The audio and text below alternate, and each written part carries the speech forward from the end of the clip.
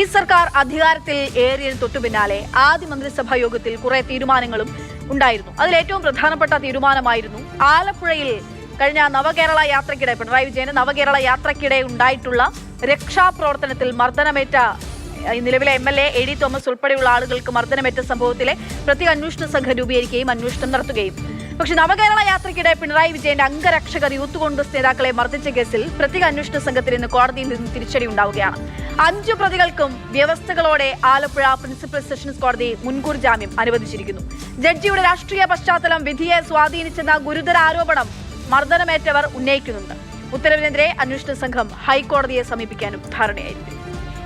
പ്രതികളുടെ മുൻകൂർ ജാമ്യാപേക്ഷയിൽ 3 ദിവസങ്ങളിലായി 6 മണിക്കൂറിലധികമാണ് ആലപ്പുഴ പ്രിൻസിപ്പൽ സെഷൻസ് കോടതിയിൽ വാദം നടന്നത്. പ്രതിഭാഗത്തെയും വാദിഭാഗത്തെയും പ്രോസിക്യൂഷനെയും വിശദമായി കേട്ടു. മർദ്ദനത്തിന്റെ ദൃശ്യങ്ങൾ തുറന്ന കോടതിയിൽ അരമണിക്കൂറിലധികം പരിശോധിച്ചു. ഇതിനെല്ലാം ശേഷം വൈകുന്നേരം 5 മണിയോടെ പ്രതികൾക്ക് ജാമ്യം അനുവദിച്ചുകൊണ്ടുള്ള ഉത്തരവ് ഔദ്യോഗിക വെബ്സൈറ്റിൽ പ്രസിദ്ധീകരിക്കുകയായിരുന്നു. അത് സത്യസന്ധവും സുതാര്യവുമായ ഒരു അന്വേഷണം നടത്തിയിട്ടില്ല എന്നാണ് പ്രതികൾ ആരോപിക്കുന്നത്. പ്രതികൾ വ്യാഴാഴ്ച മുതൽ ശനിയാഴ്ച വരെ SITക്ക് മുന്നിൽ ഹാജരാകണം. ഇവരെ അന്വേഷണ ഉദ്യോഗസ്ഥർക്ക് 10 മണി മുതൽ 4 മണി വരെ ചോദ്യം ചെയ്യാം.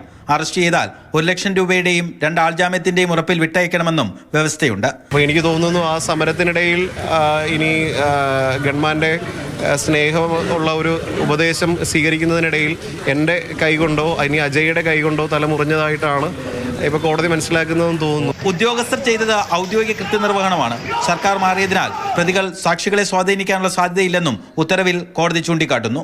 ആ ഒരു ഔചിത്യം എന്ന് പറയുന്ന ഒരു കാര്യം, ആ ഔചിത്യ ബോധം കാണിക്കണമായിരുന്നു എന്നുള്ള രൂക്ഷ വിമർശനമാണ്. എന്നാലും അത് കാണിക്കണമെന്നുള്ളത് തന്നെയായിരുന്നു ഞങ്ങളുടെ ആവശ്യം. വിധി തിരിച്ചടിയല്ലെന്ന് ആഭ്യന്തരമന്ത്രി. അത് തിരിച്ചടിയായിട്ടൊന്നും കാണുന്നില്ല. എന്താണ് കോടതി വിധി എന്ന് പരിശോധിച്ച ശേഷം അതിന് അപ്പീൽ പോകണമെങ്കിൽ അപ്പീൽ പോകും, മറ്റ് നിയമ വഴികൾ തേടും. നവകേരള ബസ്സിന് നേരെ കരിങ്കൊടി കാണിച്ച യൂത്ത് കോൺഗ്രസ് സംസ്ഥാന സെക്രട്ടറി അജയ് ജുവൽ കുര്യാക്കോസിനും KSU ജില്ലാ പ്രസിഡന്റായിരുന്ന AD തോമസ് MLAക്കുമാണ് മർദ്ദനമേറ്റത്. ഇരുവരെയും ഡ്യൂട്ടിയിലുണ്ടായിരുന്ന പോലീസുകാർ നിയന്ത്രിച്ച ശേഷമാണ് അംഗരക്ഷകർ അകമ്പടി വാഹനത്തിൽ നിന്ന് ഇറങ്ങി വന്ന് വളഞ്ഞിട്ടടിച്ചത്. പതിറ്റാണ്ടുകളായി പിണറായി വിജയന്റെ ഗൺമാനായ അനിൽകുമാറാണ് കേസിലെ 1-ാം പ്രതി. സുരക്ഷാ സേനയിലുണ്ടായിരുന്ന സന്ദീപ്, അരുൺ, വിപിൻ, ഷൈജു എന്നിവരാണ് കൂട്ടുപ്രതികൾ. FIR രജിസ്റ്റർ ചെയ്യാൻ മർദ്ദനമേറ്റവർക്ക് കോടതിയിൽ പോകേണ്ടി വന്നിരുന്നു. മാതൃഭൂമി ന്യൂസ്, ആലപ്പുഴ.